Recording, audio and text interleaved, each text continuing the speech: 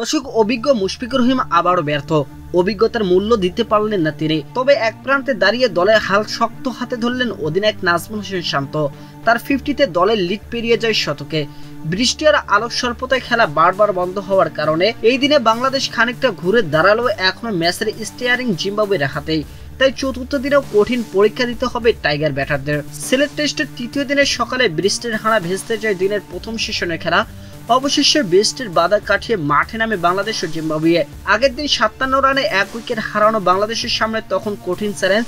সেই চ্যালেঞ্জ জয় করতে নিজেদের সেরাটা দিতে পারেনি ওপেনার মাহমুদুল হাসান জয়। জিম্বাবুয়ের পিচের মুজারাবানির শর্ট পিচ ডেলিভারিতে রীতিমতো ভড়কে যায় জয়। দর্শক, গ্লাভসে লেগে বল চলে যায় স্লিপে। জিম্বাবুয়ের অধিনায়ক আরভিন দারুণভাবে লুপে নেয় ক্যাচ। মুজারাবানির উল্লাস আর হতাশ হয়ে সাজগরে পথ ধরেন জয়। 65 বল খেলে 6টি বাউন্ডারিতে 33 রান করেন এই ওপেনার। দুই ওপেনার বিদায়ের পর উইকেটে আসেন অধিনায়ক নাজমুল হোসেন শান্ত। গড়ে তোলেন মমিনুল হকের সাথে জুটি। দলকে সঠিক পথে ফেরাতে তাদের কাঁধে তখন কঠিন দায়িত্ব। দর্শক, দেখে শুনে এগিয়ে নিতে থাকেন দলকে। তাদের জুটিতে প্রথম ইনিংসে জিম্বাবুয়ের নাও 82 রানের লিড পার করে টাইগার শিবির। দর্শক, শান্ত মমিনুল জুটিতে দলীয় শতক পার করে বাংলাদেশ। এর মাঝে অবশ্যই জিম্বাবুয়ের ভুলে উইকেট হারানো থেকে রক্ষা পান নাজমুল হোসেন শান্ত।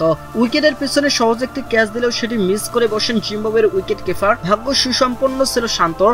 উইকেট হারানো থেকে রক্ষা পেয়ে ইতিবাচক ব্যাটিং চালিয়ে যান তিনি। তবে মমিনুল হক ভুল করে বসেন। মাত্র 3 রান দূরে থাকতে ভিক্টর নিউসের বলে উইকেট কিপারের গ্লাভসে ক্যাচ দিয়ে বিদায় নেন তিনি।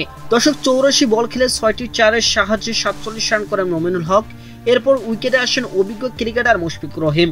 কিন্তু এই ইনিংসে অভিজ্ঞতা সাফ রাখতে ব্যর্থ হন তিনি। আগের ইনিংসের মতো এবারও মাত্র 4 রান করে উইকেট বিলিয়ে দেন তিনি। মুজারাবানির বলে স্লিপে ক্রিক আরভিনের হাতে ক্যাচ দিয়ে মাঠ ছাড়েন মুশফিকুর রহিম।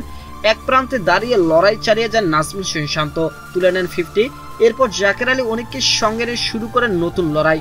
দর্শক, বাংলাদেশের দলীয় স্কোর যখন 4 উইকেটে হারিয়ে 194, তখন আলোক স্বল্পতায় বন্ধ হয়ে যায় খেলা।